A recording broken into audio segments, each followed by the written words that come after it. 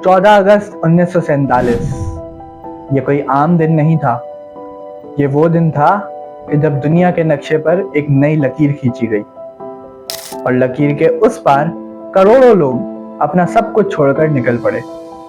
न कोई खाने का आसरा, न कोई पीने की आस, बस एक ही लफ्ज का जुनून, आज़ादी।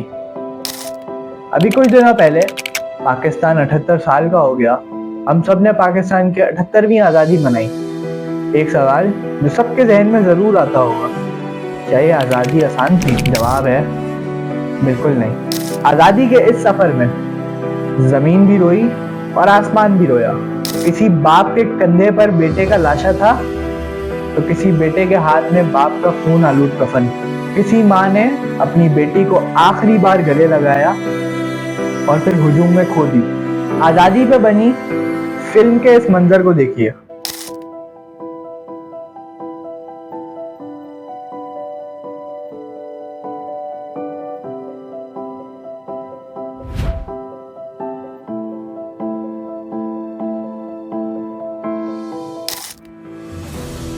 ये था आज़ादी का सफर। ये तारीख की दूसरी बड़ी हिजरत थी।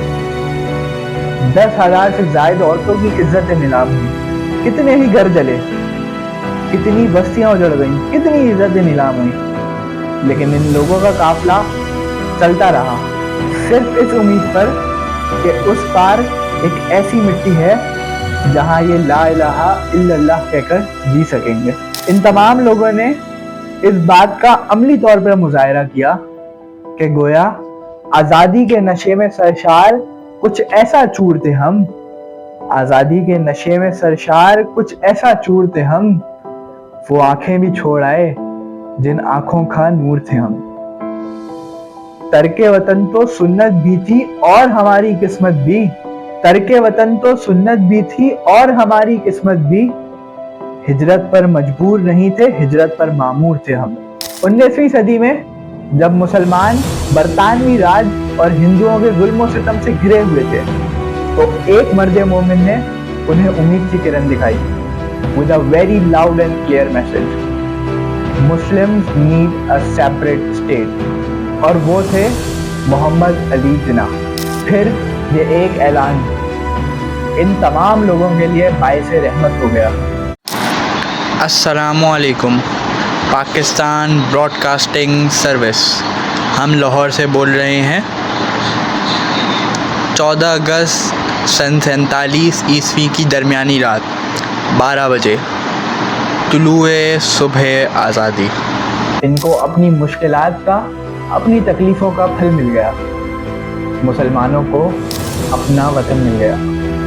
ये काफिले दर काफिले इस ज़मीन पर पहुँचते तो इनके मुंह से बस एक ही बात निकलती, ये हमारा मुल्क है, यहाँ हम आज़ादी से रहेंगे। जहाँ घर जले थे वहाँ उम्मीद के नए दिए जल रहे थे। जहाँ तमाम रिश्ते टूट चुके थे वहाँ नए रिश्ते बन रहे थे। ये वो लोग थे जो अपना सब कुछ छोड़कर पाकिस्तान पहुँचे, इस ज़मीन को सैराब किया और अपना घर बनाया। आज इन 78 सालों बाद ये ज़मीन हमसे पूछती है, क्या हमने इसका कर्ज अदा किया या इससे बेखबर रहे? कभी सोचा है इस आज़ादी की कीमत क्या होगी? ये जो सब्ज हिलाली परचम आज हमारी पहचान है, ये यूं ही नहीं मिल गया। ये लाखों जानों, करोड़ों सजदों और बेशुमार कुर्बानियों की दास्तान है। ये वो ख्वाब है जो हमारे आबा और अजदाद ने कितनी कुर्बानियाँ देकर पूरा किया। हमें तो ये आज़ादी तोहफे में मिली, ना कोई कुर्बानी दी, ना कोई तकलीफ उठाई। मेरे आबा और अजदाद की कुर्बानियों का सबने समर पाया। रात सोए हुए लोगों ने सुबह वतन पाया। आज हमें ये अहद करना होगा कि हम इस आज़ादी की कदर करेंगे, इसे वो मुल्क, वो ज़मीन बनाएंगे जिसका ख्वाब हमारे आबा और अजदाद ने देखा था, जहाँ इंसाफ हो, भाईचारा हो, सबके लिए मुकम्मल और बराबर मौक़े हों। आइए इन तमाम कुर्बानियों को याद रखते हुए आज़ाद और खुशहाल पाकिस्तान की तरफ कदम बढ़ाएं और अपने अपने हिस्से की क्षमा जलाएं। मौज बढ़े या आंधी आए, दिया जलाए रखना है। घर की खातिर 100 दुख झेलें।